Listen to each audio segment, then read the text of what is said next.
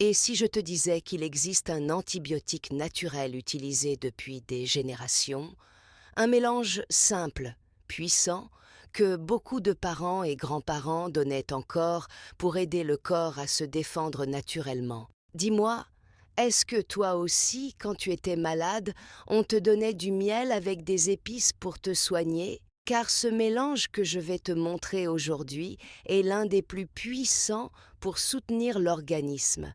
Je suis Grand Mémé Botanica, la gardienne des savoirs anciens. Je partage ici les remèdes, les astuces simples et vraies de nos aïeux pour prendre soin du corps. On l'utilise quand le corps commence à s'affaiblir, quand la grippe arrive, quand la toux s'installe, quand la gorge brûle, quand le rhume fatigue ou quand l'immunité devient fragile.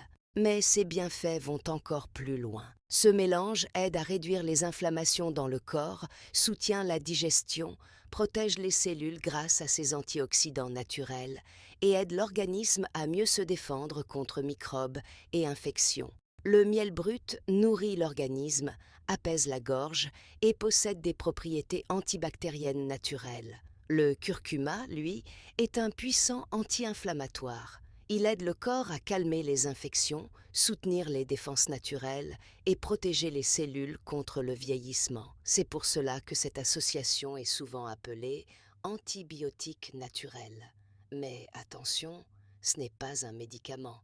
Il accompagne le corps, il ne remplace jamais un avis médical. Voici maintenant comment le préparer. Dans un petit bocal, on met environ 4 cuillères à soupe de miel brut. On ajoute ensuite une demi-cuillère à café de curcuma en poudre ou un tout petit morceau de curcuma frais râpé pour ceux qui en ont.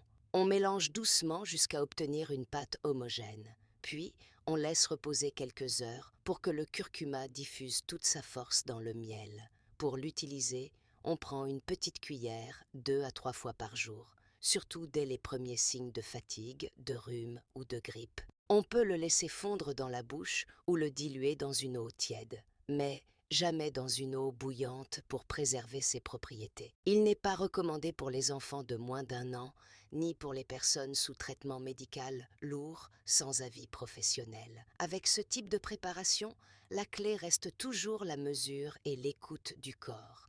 Maintenant, dis-moi en commentaire, est-ce que chez toi aussi, ce genre de remède faisait partie des habitudes familiales? Et quelles plantes ou épices tes parents ou grands-parents te donnaient quand tu étais malade? Ici, on partage les savoirs pour ne pas les laisser disparaître. Abonne-toi pour ne pas laisser disparaître ces savoirs.